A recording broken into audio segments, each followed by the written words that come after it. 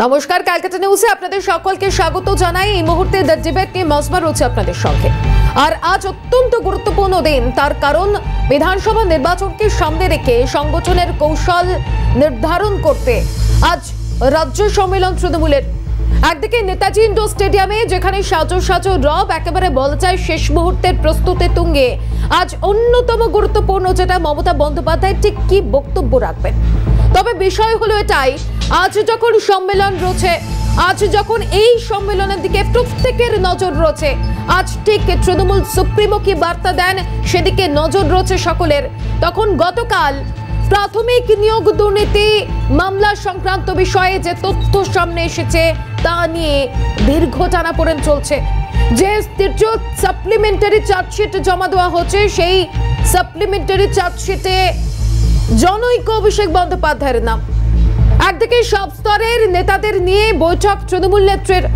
আজ নেতাজি ইন্ডোরে বৈঠক করবেন মমতা বন্দ্যোপাধ্যায়। তৃণমূলের বৈঠকে কি সাংগঠনিক রদবদলের সম্ভাবনা? দুর্নীতি থেকে দাদাগিরি, বেফাঁস মন্তব্যে বিড়ম্বনা তৃণমূলের। নবীন প্রবীণ দ্বন্দ্বে অভিষেকের হয়ে সওয়াল দলেরই নেতাদের। দলের বিধায়ককে চোর বলছেন দলের সাংসদ। বৈঠকের আগে নিয়োগ দুর্নীতিতে সিবিআই চার্জশিটে রীতিমতো অস্বস্তি। একদিকে মহুয়া মৈত্র তার চোর মন্তব্য। 2022 সালে এই নিয়োগ দুর্নীতির কাণ্ডে যে মানিক ভট্টাচার্য গ্রেপ্তার হয়েছিলেন, সেই মানিক ভট্টাচার্যকে এবার মহুয়া মৈত্র তিনি কটাক্ষ করছেন। তিনি বলছেন চোর বলছেন। শুধুমাত্র মানিক ভট্টাচার্যকেই নয়, তার গোটা পরিবারকে চোর বলছেন এই মহুয়া মৈত্র। সেখানে গিয়ে দলের মধ্যেই যখন এই সংঘাত, এই দ্বন্দ্ব, কোথাও গিয়ে আজ কি এই দ্বন্দ্বের অবসান হতে পারে তৃণমূল সুপ্রিমোর বার্তার পর? বা আজ নেতাজি ইন্ডোর থেকে কি বার্তা দেন তৃণমূল সুপ্রিমো? সেই বার্তার পর কি কোথাও গিয়ে এই নির্বাচনের আগে দলের মধ্যে বলা যায় যে সবকিছু সুষ্ঠুভাবে সম্পন্ন হওয়ার একটা বার্তা পাবেন সাংগঠনিক কর্মীরা বা তৃণমূলের যে সমস্ত কর্মীরা রয়েছেন তারা? গতকাল চার্জশিটে যে বিষয়গুলো উল্লেখ ছিল, সেগুলো একেবারে উল্লেখযোগ্য বিষয়, গুরুত্বপূর্ণ বিষয়। একদিকে টানাপোড়েন চলছে জনৈক অভিষেক বন্দ্যোপাধ্যায়ের নাম নিয়ে। কে অভিষেক বন্দ্যোপাধ্যায়, তার পরিচয় যদিও বা সিবিআই স্পষ্ট করেনি, কিন্তু চার্জশিটে আরও যে বিষয়গুলো উল্লেখ রয়েছে, যে অডিও ক্লিপ সিবিআই এর কাছে পৌঁছেছে, সিবিআই এর হাতে গিয়েছে, সেই অডিও ক্লিপের একেবারে সমস্ত বিষয়টা যাচাই করে সিবিআই যে বিষয়গুলো তুলে ধরেছে, তারা কি বলছেন যে সুজয় কৃষ্ণ ভদ্র কালীঘাটের কাকু তিনি একটা কৌশল করেছিলেন, তিনি একটা ওয়ার্কফিল্ডের কথা বলেছিলেন। কি সেই কাজ? 100 কোটি টাকা 2000 জনের কাছ থেকে তোলার একটা ওয়ার্কফিল্ড, আর সেই টাকা ডিভাইড হবে এই মানিক, পার্থ বা জনৈক অভিষেক বন্দ্যোপাধ্যায় বা শান্তনু কুন্তলের কাছে। কোথাও গিয়ে গতকালের পর আজ এই সম্মেলন কোথাও গিয়ে কি একটা বলা যায় যে ভয় থেকেই একটা সম্মেলনে ঠিক কি বার্তা দিতে পারেন সেই বিষয়টা যেমন উঠছে। অন্যদিকে আজ দলীয় কর্মীদেরকে চাঙ্গা করার কি বার্তা দেন মমতা বন্দ্যোপাধ্যায়, সেই বিষয় উঠছে। অবশ্যই পাখির চোখ 26 বিধানসভা ভোট, বিধানসভা দখলে রাখতে ঘর গোছানো শুরু কি তৃণমূলে, এই বিষয় হচ্ছে। আর এই মুহূর্তে আমরা সরাসরি আলোচনায় যাব রাজনৈতিক বিশ্লেষক ঝন্টু বড়াইক এবং আমাদের সঙ্গে বিজেপি মুখপাত্র আলী হোসেন রয়েছেন আমাদের সঙ্গে। প্রথমে একটু ঝন্টুদার কাছে যাব। ঝন্টুদা, গতকাল সিবিআই এর যে চার্জশিট, থার্ড সাপ্লিমেন্টারি চার্জশিট, সেই চার্জশিটে একাধিক বিষয় উঠে এসেছে, আর সেই চার্জশিটে খুব উল্লেখযোগ্যভাবে জনৈক অভিষেক বন্দ্যোপাধ্যায়ের নাম উঠে এসেছে। যদিও বা এই অভিষেক বন্দ্যোপাধ্যায় কোন অভিষেক বন্দ্যোপাধ্যায় আমরা জানি না, সিবিআই স্পষ্ট করেনি, কিন্তু বিরোধীরা বলছেন অন্য কথা। তারা বলছেন এই অভিষেক বন্দ্যোপাধ্যায় তৃণমূলের second in command Abhishek Bandyopadhyay. আর তারপরেই আজ এই সম্মেলন, তৃণমূলের সম্মেলন বলা যায়, কি বলবেন? না, একটা কথা প্রচলিত আছে, অন্ধ হলে তো প্রলয় বন্ধ হয় না। তো আমি কালকে চার্জশিটটা পুরো দেখছিলাম। দেখো, তুমি একটা সাধারণ জিডি করতে গেলেও তোমার বাবার নাম, বাড়ির অ্যাড্রেস দিতে হয়, না হলে সেটা ভ্যালিড হয় না। ইভেন আমি জিডি ছেড়ে দিলাম, তুমি সামান্য একটা সামান্য থেকে সামান্যতম কাজ করতে যাও, তোমাকে তোমার অ্যাড্রেস এবং তোমার একটা প্রোফাইল রিপোর্ট জমা করতে হয়। সেই জায়গায় ইডি বা সিবিআই এর যে কালকে supplementary চার্জশিটটায় somewhere there has been restraint আমার বলে মনে হলো, কারণ কোথাও যেন একটা তুমি খেয়াল করে দেখবে এই যে একটা ইন্টিগ্রিটি নিয়ে বারবার প্রশ্ন সিবিআই ইডির উঠে আসে, সেটা মাননীয় হাইকোর্ট বারবার করে, জাস্টিস গাঙ্গুলি তখন ছিলেন কিংবা অমৃতা সিনহা বারবার করে কিন্তু এই ইন্টিগ্রেশন নিয়ে প্রশ্ন তুলতেন তারা। এই প্রশ্নটা কি বাস্তবে এলো? দেখো এখানে যাদের নাম আছে প্রত্যেকের বায়োডাটা, অ্যাড্রেস, ইভেন কোন বাড়িতে বসে বেহালায় কি হয়েছে, কত কোটি টাকা, কি লিপস অ্যান্ড বাউন্সের নাম এসেছে, তার প্রাক্তন সিও, কি ম্যানেজারিয়াল পার্সন। আমি করছিলাম যে কোম্পানি অ্যাক্টের পরিষ্কার সেকশন 2 নম্বরটাও সিবিআই তুলে ধরেছে, কিন্তু তারা বোধহয় এইটা সময় পায়নি। ঠিক যেমন বহু আগে, বেশ 2 বছর 1.5 বছর আগে এই অভিষেক বাবুর সপক্ষে মানে বিপক্ষে ইডি যখন একটা দেয় হাইকোর্টে, মানে একটা রিপোর্ট জমা করে, সেখানে তার ব্যাংক অ্যাকাউন্ট নাকি খুঁজে পায়নি, তার নাকি কোনো ব্যাংক অ্যাকাউন্ট ছিল না। এই যে রিস্ট্রেন করে দেওয়াটা, আমি কিন্তু এই জায়গাটাই করছি যে এই আমার দ্বিতীয় হচ্ছে যখনই তৃণমূলের কোনো মহাপর্ব থাকে ঠিক তার আগে এই ধরনের সাপ্লিমেন্টারি খেলা চলে। আমি খেলা এই কারণে বলছি, এটা কিন্তু নতুন নয়। অভিষেককে নিয়ে আজকে অন্তত 4 থেকে 5 বার এই ধরনের কতগুলো এই ধরনের ডকুমেন্ট জমা পড়েছে যেটার মধ্যে অভিষেকের বায়োডাটা থাকে না এবং ওই প্যাসেজ বলে তিনি বেরিয়ে যান। দুটো হতে পারে। আজকে মমতাময় যে আজকে সম্মেলন 26-এর টার্গেট তোমরা বলেছো, একদম ঠিক। সেখানে কি শুদ্ধিকরণের আকারে অভিষেক বরণ হবে, কিংবা এই যে সিবিআই যে চার্জশিটটা দিয়েছে না, দেখবে ঢুপে টিকবে না, অভিষেককে এটা খুঁজতে খুঁজতে আরো 4 বছর চলে যাবে, অর্থাৎ 29-এর নির্বাচন চলে আসবে, মিলিয়ে নেবে। ফলে এই যে খেলাটা, এটা কি অভিষেককে একটা প্ল্যাটফর্ম দেওয়া হলো? ঠিক যেমন আগে একাধিকবার নেতা হওয়ার প্ল্যাটফর্ম করে দিয়েছিলেন এই কেন্দ্রীয় এজেন্সি, বৃহত্তর পলিটিক্যাল ক্যালকুলেশনের পার্ট হিসাবে, এটাও কি তারই অঙ্গ? আমি জানি না। একেবারে এখান থেকে আলিদার কাছে যাব। আলিদা, একদিকে গতকাল এই চার্জশিটে যে নাম উঠে এসেছে জনৈক অভিষেক বন্দ্যোপাধ্যায়ের নাম, যদিও বা অভিষেক বন্দ্যোপাধ্যায় কে আমরা জানি না, তার উল্লেখ সিবিআইও করেনি। আপনারা কি বলছেন এই বিষয়ে? অভিষেক বন্দ্যোপাধ্যায়ের নাম সারা ভারতবর্ষের সমস্ত কোনায় কোনায় জানে যে অভিষেক বন্দ্যোপাধ্যায় কে, এবং এই নামে একটা চার্জশিট সাপ্লিমেন্টারি দেওয়া হয়েছে। মেইন যেটা আসবে, মেইন চার্জশিট যখন আসবে তখন সমস্ত ঝন্টুবাবুর কথা অনুযায়ী আমি বলতে যাচ্ছি, সমস্ত অ্যাড্রেস থাকবেই।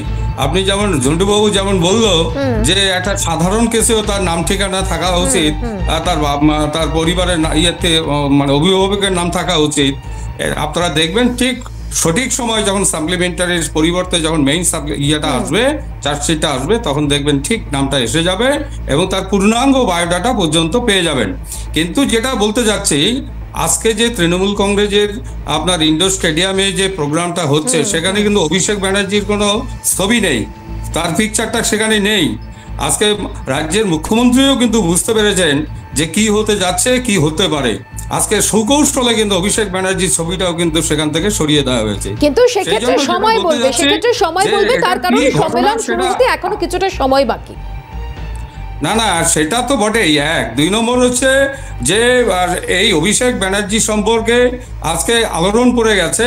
আজকে আমি একটা কথা বলতে যাচ্ছি যে সারা পশ্চিমবঙ্গে ব্রাহ্মণদের মাত্র 2-5% হতে পারে কিনা সন্দেহ আছে টোটাল জনসংখ্যার। আজকে তার মধ্যে অভিষেক ব্যানার্জির নাম আরো যে 20টা হতে পারে এরকম ভাবার কোনো কারণ নাই। অভিষেক দাস, অভিষেক পাল, অভিষেক সূত্রধর, অভিষেক বিভিন্ন নামে হতে পারে, কিন্তু ব্যানার্জি নামে খুঁজে দেখবেন যে 10টাও আছে কিনা সন্দেহ আছে সারা পশ্চিমবঙ্গে। সেই জন্য যেটা বলছি, আজকে কেন তাদের গায়ে লাগছে সেটাই তো আমাদের প্রশ্ন। বেশ, তবে সেই অভিষেক ব্যানার্জি এই অভিষেক বন্দ্যোপাধ্যায় কিনা আমরা বলতে পারছি না, যার কারণ সিবিআই সেই বিষয়টা স্পষ্ট করেনি। এই মুহূর্তে রাজনৈতিক পর্যবেক্ষক সুকান্ত ঘোষ আমাদের সঙ্গে যোগ দিয়েছেন। সুকান্ত বাবু, একদিকে গতকাল এই চার্জশিট পেশের পর একাধিক প্রশ্ন, একাধিক টানাপোড়েন, আজ তারপর রাজ্য সম্মেলন তৃণমূলের, সেখান থেকে আজ কি বার্তা দেন তৃণমূল সুপ্রিমো? অবশ্য অত্যন্ত গুরুত্বপূর্ণ নজর থাকবে সকালের। কোথাও গিয়ে কি গতকালের পর আজ একটা অস্বস্তি তৈরি হচ্ছে তৃণমূলের অন্তরে, কি বলবেন আপনি? দেখো, এটা অস্বস্তি সিবিআই ইডির একটা কেন্দ্রীয় তদন্তকারী সংস্থা, এলিট এজেন্সি, কিন্তু বারবার যেটা লক্ষ্য করা যায়, একটু আগে আলিদা যেটা বলছিলেন আমি একটু ডিফার করছি, কারণ তিনি বলছিলেন যে অভিষেক বন্দ্যোপাধ্যায় এই নামটি আর খুব কম নাম এই নামে রয়েছে, এরকম ঘটনা নয়। প্রচুর নাম এই নামে থাকতে পারে, কিন্তু আমার প্রশ্ন চার্জশিটের 12 নং পাতায় সেখানে কিন্তু পরিষ্কার ভাবে যেটা বলা হচ্ছে যে অভিষেক বন্দ্যোপাধ্যায় বলে একজন ব্যক্তি যিনি মূলত এই অডিও ক্লিপের উপর ভিত্তি করে, এখন ঘটনা অডিও ক্লিপের ফরেন্সিক একটা রিপোর্ট এসছে এবং আবারও বলা হয়েছে সিবিআই কিন্তু বারবার কোনো এর যে একটা ঠিকানা দেবার কথা, যে কোথায় মানে সেই ব্যক্তি কে, এটার আইডেন্টিফিকেশন কিন্তু কোথাও নেই। তো আমার প্রশ্ন যে সাপ্লিমেন্টারি চার্জশিট তাতে নামগুলো দেওয়া হলো এবং যে অডিও ক্লিপের উপর ভিত্তি করে সেই অডিও ক্লিপে কিন্তু 3 জন ব্যক্তির মানে বেসিক্যালি ভয়েস শোনা গিয়েছে। এবার এখানে প্রশ্ন যে যেটা অভিষেক বন্দ্যোপাধ্যায়ের আইনজীবী বলছে এটা স্বাভাবিক যে যদি তার বিরুদ্ধে অকাট্য প্রমাণ থাকে তাহলে সিবিআই উচিত সরাসরি সেই বিষয়ে বলার। এবার সেই জায়গা যদি এটা সত্যতা থাকে, আমি আবারও বলছি, তাহলে কিন্তু তৃণমূল কংগ্রেসের কোনো জায়গায় একটা ব্যাকফুটে যাওয়ার জায়গা রয়েছে। কিন্তু সেক্ষেত্রে সুকান্ত দা একটা বিষয়, এই অভিষেক বন্দ্যোপাধ্যায় কোন অভিষেক বন্দ্যোপাধ্যায় সেটা যেমন উল্লেখ করা হয়নি, এটা উল্লেখ করা হচ্ছে যে জনৈক প্রভাবশালী ব্যক্তি, তার কারণ 15 কোটি চাওয়া হচ্ছে। 15 কোটি টাকা সেটা কম নয়, কোনো একটা প্রভাবশালী ব্যক্তি হলেই এটা সম্ভব, এটাও কিন্তু উল্লেখ রয়েছে। দেখো, প্রভাবশালী অনেকেই হতে পারে, প্রভাবশালী সংজ্ঞাটা তো একটা বিস্তর বড় সংজ্ঞা।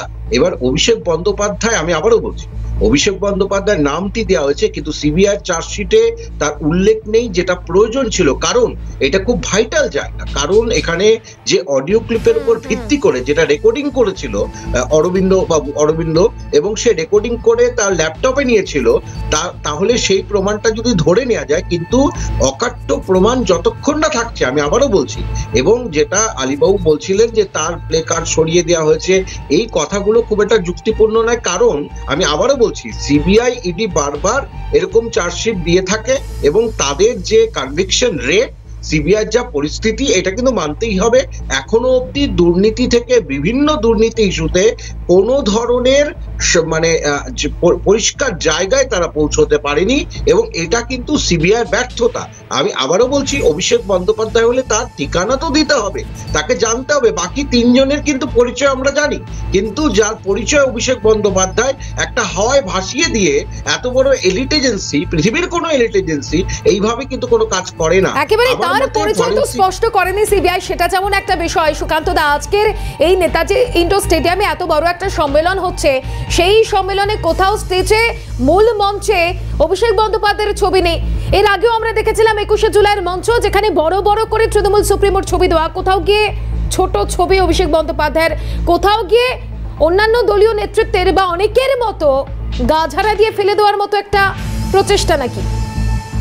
না, আমার মনে হয় দেখো, যে কোনো দলে একটা সমান্তরাল ভাবে যখন, এটা তো ঘটনা, একটা নতুন প্রজন্মকে জায়গা ছাড়তে হয় যে কোনো দল, কিন্তু এখানে যেটা বারবার একবার এরকম প্রসঙ্গ এসেছিল কিছু প্ল্যাকার্ড নিয়ে, বহুদিন আগে, সবার মনে আছে যে অভিষেক বন্দ্যোপাধ্যায় প্ল্যাকার্ড নিয়ে কিছু মানুষ ওখানে জড়ো হয়েছে এবং এটা কিন্তু ঘটনা। দেখো, একটা প্রজন্মকে আসতে হবে, কিন্তু এটাতে কেন অভিষেক বন্দ্যোপাধ্যায় প্ল্যাকার্ড নেই, এটা কিন্তু এর কারণ হবে না। কারণ সিবিআই ইডি বারবার বলছি, তাদের যে chargesheet, supplementary chargesheet, Abhishek Bandyopadhyay, আমি তো বলছি, অভিষেক বন্দ্যোপাধ্যায় নাম যদি থাকতো, যিনি তৃণমূলের সর্বভারতীয় সভাপতি, তাহলে এটা বলা উচিত ছিল যে তার একটা পরিচয় রাখা উচিত ছিল। এতে আমার মনে হয় দলের কোনো প্রভাব পড়বে না। কারণ এখান থেকে একটু সঙ্গে থাকুন, এই প্রশ্নটা নিয়ে আমি ঝন্টুদার কাছে যাব। ঝন্টুদা, কি বলবেন? না, আমি আবারও বলছি যে দেখো, এইখানে কিন্তু জনৈক ট্রামটা ব্যবহার করা হয়নি, যেটা করা হয়েছে কোনো একটা কারণে, সেটা আমার তোমার কারোই জানা নেই, যে সাংসদ পরিচয়টা কিন্তু ওভারলুক করা হয়েছে। কিন্তু অপরপক্ষে অভিষেকের যিনি আইনজীবী, তিনি কিন্তু তড়িহড়ি, হয়তো কোনো উপায় ছিল না, কালকে কিন্তু এই সপক্ষে সরাসরি অভিষেক যে তাদেরই সাংসদ অভিষেক, সেটাকে কিন্তু স্বীকারোক্তি দিয়ে একটা প্রেস ব্রিফ দিয়েছে। তোমরা জানো, একটা বড় সড়ো প্রেস ব্রিফ, খুব সুন্দরভাবে সুকৌশলে করলেন অভিষেকের আইনজীবী। না, ব্লান্ডার করেননি, এটা আর কোনো উপায় ছিল না। আমার যেটা পরিষ্কার, যে এটা করার পরে অভিষেক একটা ডিফেন্সিভ গ্রাউন্ড পাবে। কিরকম ডিফেন্সিভ গ্রাউন্ড পাবে? ঠিক আগের যতগুলো এপিসোডে মনে রাখবে, জাস্টিস অমৃতা সিনহা একবার প্রশ্ন করেছিল যে সিও এন্ড ডিরেক্টরের সম্পত্তি কত, তার কি কোনো অ্যাকাউন্ট নাম্বার নেই, রেজিস্ট্রেশন নাম্বার কত, মেম্বারস অফ ইয়েতে কোথায় থাকে, এগুলো প্রশ্ন করেছিল এবং সেই কেসটা কিন্তু লেন্দিয়ার হয়েছিল। এক্ষেত্রে তড়িঘড়ি অভিষেকের নামটা করে দুটো জিনিস যেটা করতে চাইছেন অভিষেক বাবু, যে আইনজীবীর মাধ্যমে মানহানির একটা মামলা ঠুকবেন, সত্যি তো তার নাম তো আইডেন্টিফাই করা হয়নি, এবং এই যে সাপ্লিমেন্টারি 3 নম্বর চার্জশিটটা যেটা, সেটা ইনভ্যালিড হয়ে যাবে, খেয়াল রাখবে। আর তৃতীয় সবচেয়ে বড়, এত কিছু টানাপোড়েনের মধ্যে অভিষেক ডিফেন্সিভ গ্রাউন্ড পেয়ে যাবে, অর্থাৎ নেতা হওয়ার প্যারাশুটের আরেকটা স্টেপ পাবে। আমি বলছি এই যে শহীদ করে দেওয়া, ইচ্ছাকৃত অনিচ্ছাকৃত, আমি সিবিআই কে করছি না, সিবিআই এর কনভিকশন রেট 64%। আমি আবারও বলে দিচ্ছি, এখানে সিবিআই যদি এত কিছুর পরেও এটাকে তুমি ধরেই নাও অনিচ্ছাকৃত, সবার বাবার নাম বায়োডাটা দিতে পেরেছে, মৃত সুজয় কৃষ্ণ ভদ্রের মৃত বাবার নাম দিতে পেরেছে। একেবারে যৌথদার সঙ্গে থাকার জন্য অনুরোধ করবো, আলিদা সুকান্ত দাকেও সঙ্গে থাকার জন্য অনুরোধ করবো। একদিকে এত বিতর্ক, এত টানাপোড়েন চলছে আজ, অন্যদিকে রাজ্য সম্মেলন যে রয়েছে সেই সম্মেলনের দিকে অবশ্যই নজর থাকবে আমাদের। অন্যদিকে এই দলের মধ্যেই একটা দ্বন্দ্বের যে বহিঃপ্রকাশ দিনের পর দিন বেরিয়ে আসছে। গতকাল মহুয়া মৈত্রের ঠিক কি তারা ভোটের আগে এলাকায় ঢুকতে মিটিং করবে, আমাদের মাথায় মেনে নিতে হবে। আমরা বলে দিয়েছি, কি মনে হয় আপনার? আমি এগুলো বলি না, কোনোদিন বলি না, আজকে বাধ্য হয়ে বলছি। যারা দলকে কালিমালিপ্ত করেছে, ডাক্তার, এটা রঘু ডাক্তার, চিৎকে চোর নয়, পকেট মার নয়, 6 কোটি, তার চোর, তার বউ চোর, তার ছেলে চোর, তার চোরতে গোষ্ঠী চোর।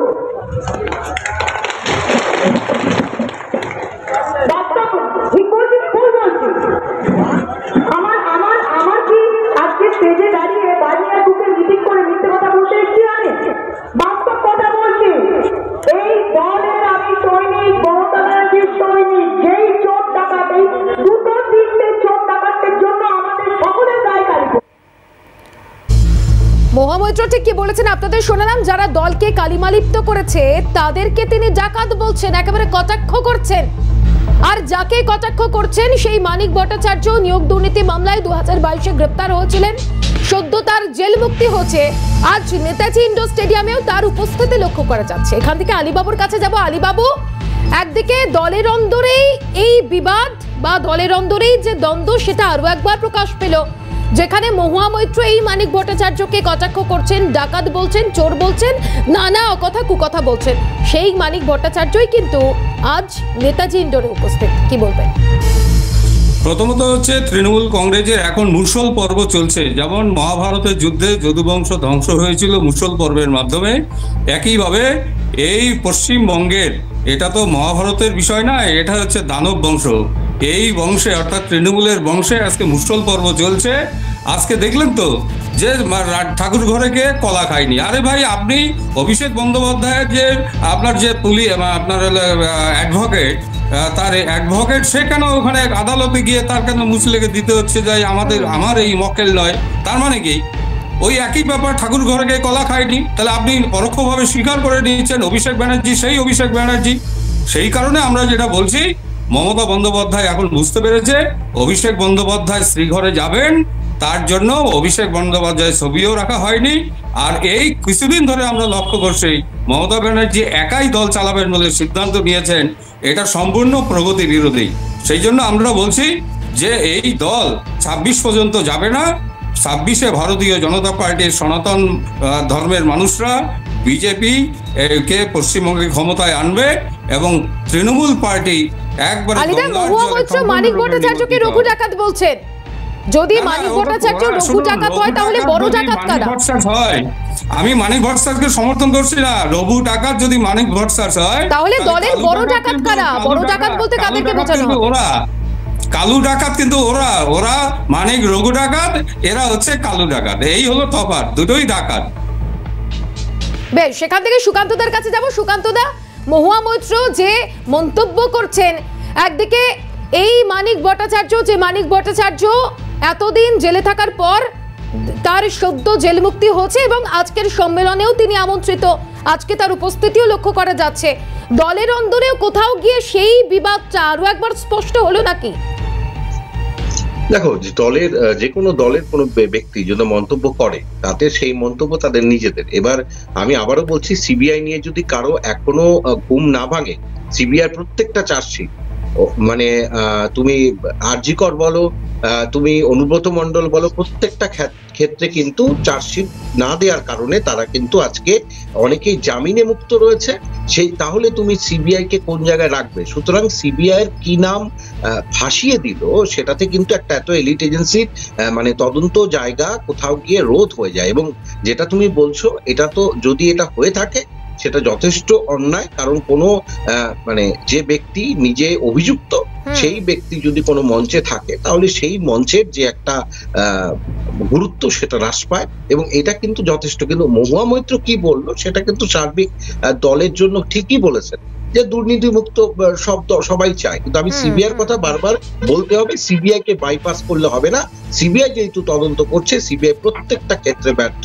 একেবারে সুকান্ত, তদন্ত তো চলছে, সত্যিই তো সেই তদন্তের ইনিংস কোন দিকে মোড় নেয় বা কি হয় সেটা তো অত্যন্ত গুরুত্বপূর্ণ। আজ আমার সময় একেবারেই শেষ। সুকান্ত দা, আলিদা, জন্টুদা, তিনজনকে অনেক ধন্যবাদ জানাবো। একদিকে চার্জশিটের পর একাধিক টানাপোড়েন, একাধিক প্রশ্ন, আজ তার উপর তৃণমূলের রাজ্য সম্মেলন রয়েছে, যেখানে বুথ স্তরের কর্মী থেকে পঞ্চায়েত স্তরের কর্মী একাধিক জন উপস্থিত রয়েছে। আজ এই দলের দ্বন্দ্ব মেটাতে বা এই নির্বাচনকে সামনে রেখে 26-এর বিধানসভা ভোটকে সামনে রেখে ঘুঁটে সাজাতে কি বার্তা দেন মুখ্যমন্ত্রী মমতা বন্দ্যোপাধ্যায়, প্রত্যেকের নজর থাকবে। আপাতত দ্য ডিবেট এখানেই শেষ করছি। অন্যান্য গুরুত্বপূর্ণ খবরের জন্য দেখতে থাকুন কালকে।